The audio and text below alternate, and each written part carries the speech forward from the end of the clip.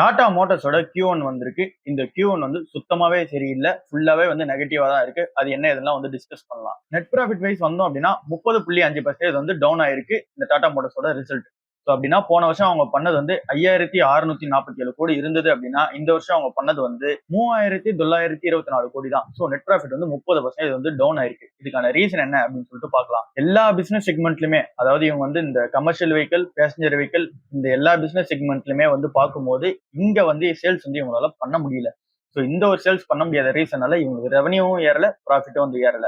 யூஎஸோட tariff pressure வந்து இங்க JLR செக்மெண்ட்ல மெயினா அஃபெக்ட் வந்து ஆகுது. ஸோ ஜேஎல்ஆர் செக்மெண்ட் தான் இந்த கம்பெனி பெரிய ப்ராஃபிட் வந்து மேக் பண்ணி தர ஒரு நிறுவனம். ஸோ அந்த செக்மெண்ட்டே இங்க யூஎஸோட டேரிஃபால இங்க ப்ரெஷர்ல இருக்குங்கும் போது இவங்களால ப்ராஃபிட் வந்து மேக் பண்ண முடியல. அண்ட் தென் இங்க ஜேஎல்ஆர் தயாரிக்கிறதுமே கொஞ்சம் காஸ்ட் ப்ரெஷர்லாம் வந்து இருக்கு. ஸோ அப்படின்னா தயாரிக்கிறதுக்கு வந்து அதிகமான காசு வந்து தேவைப்படுது. ஸோ இதெல்லாம் ரீசன் அமைஞ்சுதான் நெட் ப்ராஃபிட் வந்து 30% வந்து டவுன் ஆயிருக்கு. ரெவன்யூ அப்பா இருக்கான்னு கேட்டீங்கன்னா ரெவன்யூ வந்து அப்பா ஆகல.